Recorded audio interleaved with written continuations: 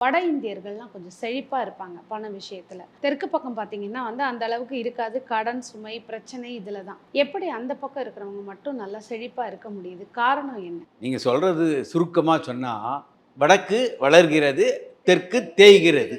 அது நம்முடைய தேச படத்தை பொறுத்தும் சொல்லலாம். நீங்க பார்த்தீங்கன்னா, அந்த வடபாகம் அகன்றும், தென்பாகம் குறுகலாவும் இருக்கு. அதான் அதுக்கு அர்த்தம். அவர்கள் பூஜை செய்யக்கூடிய நேரம், குபேர பூஜைன்னு ஒண்ணு பண்ணுவாங்க. அந்த பிரார்த்தனை பண்ணக்கூடிய நேரம் வேறுபடுகிறது. நீங்க சஷ்டின்னு ஒண்ணு கேள்விப்பட்டிருக்கீங்களா? ஆமாம். திதி. திதி 6வது நாள். தேய்பிறையும் இருக்கு, வளர்பிறையும் வளர்பிறை. இருக்கு. அதுலேருந்து தான் அந்த பழமொழி வந்தது, சஷ்டியில் இருந்தால் அகப்பையில் வரும்னு. அதாவது குழந்தை பிறக்கிறதுக்கான பழமொழி அது. அதே போல இஷ்டின்னு ஒரு காலம் உண்டு. இஷ்டி. இஷ்டி. ம். இந்த இஷ்டி காலம் என்னன்னா, ஒரு அமாவாசை அல்லது பௌர்ணமியின் 4 பாகமா பிரிக்கிறோம் ஒரு திதிய.